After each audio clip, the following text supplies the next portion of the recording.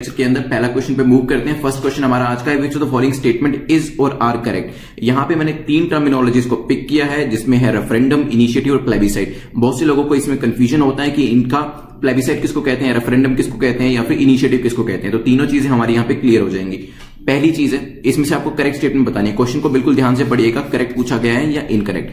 पहली स्टेटमेंट कहती है referendum is a procedure whereby a proposed legislation is refer to the electorate for settlement of by their direct votes. तो यहां पे क्या होता है, रेफरेंडम के अंदर एक प्रोसीजर फॉलो किया जाता है जिसमें कोई भी लेजिस्लेशन, जिस भी चीज का लॉ बनाना है उसको लोगों के सामने रखा जाता है और उस पर वोटिंग कराई जाती है। हो सकता है। Second, initiative is a method by means of which the people can propose a bill to the legislature for enactment। इसमें लोग अपनी तरफ से, नाम से ही पता चल रहा है इनिशिएटिव, तो हो सकता है सही हो कि लोग अपनी तरफ से इनिशिएटिव लेते हैं और एक बिल को लेजिस्लेचर्स के सामने रखते हैं ताकि उसे एनेक्ट किया जा सके। बिल्कुल हो सकता है। थर्ड, प्लेबिसाइड क्या होता है, बहुत बार आपने ये टर्मिनोलॉजी सुनी होगी।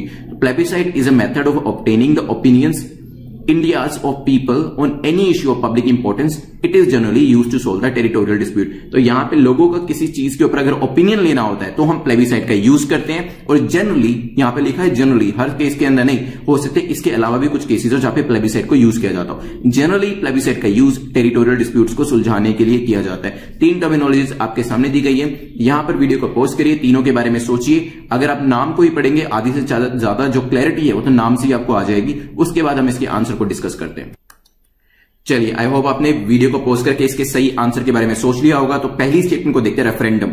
बहुत बार आपने रेफरेंडम और प्लेबिसाइड के बारे में सुना होगा और दोनों ही कंफ्यूजिंग टर्म्स लगती हैं, एक दूसरे के जैसी ही लगती हैं कि रेफरेंडम क्या होगा और प्लेबिसाइड क्या होगा। तो रेफरेंडम का मतलब यहाँ पे एक प्रोसीजर है जिसके अंदर एक लेजिस्लेशन जो होता है वो प्रपोज किया जाता है और इलेक्टोरेट के सामने, मतलब लोगों के सामने रखा जाता है, जो लोग वोट देते हैं, ताकि वो डिसाइड कर सके कि क्या उसके अंदर डिसाइड करना। फॉर एग्जाम्पल, एक लेजिस्लेशन रखा हमने, अभी क्या होता है, लेजिस्लेशन तो हमारी पार्लियामेंट में पास होता है, तो ये लोगों के आगे रखा जाता है कि क्या इसके अंदर इसको पास करना चाहिए या नहीं। इसके ऊपर लोग वोट करते हैं। कुछ लोग वोट करेंगे कि हाँ इस लेजिस्लेशन को पास करना चाहिए, कुछ लोग कहेंगे इस लेजिस्लेशन को पास नहीं करना चाहिए। फॉर एग्जाम्पल, मान लीजिए कैपिटल पनिशमेंट का एक लेजिस्लेशन जो है वो आता है और लोगों के सामने रखा जाता है कि क्या कैपिटल पनिशमेंट होनी चाहिए या फिर नहीं होनी चाहिए, और लोग इसके ऊपर वोट करेंगे और फाइनली इस पर्टिकुलर लॉ के ऊपर डिसीजन दे दिया जाएगा। ये रेफरेंडम है, बिल्कुल सही बात है। प्लेबिसाइड जो इससे मिलता जुलता है, इसमें क्या होता है, plebiscite is a method of obtaining opinions India's of people on any issue of public importance. कोई भी पब्लिक इंपोर्टेंस का इश्यू होता है उसमें लोगों का ओपिनियन लिया जाता है। यहाँ पे वोटिंग की बात नहीं करी जा रही है, यहाँ सिर्फ ओपिनियन की बात करी जा रही है। इसके अलावा यूज कहां होता है, जनरली टेरिटोरियल डिस्प्यूट्स के अंदर इसका यूज किया जाता है, ध्यान रखिएगा। तो ये फर्स्ट और थर्ड स्टेटमेंट सही है।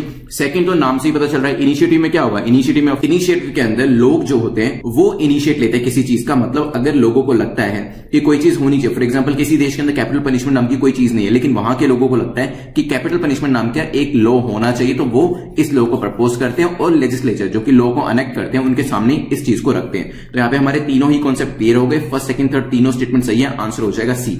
इसके अलावा एक और टर्मिनोलॉजी आपने सुनी होगी जिसको कहते हैं हम रिकॉल।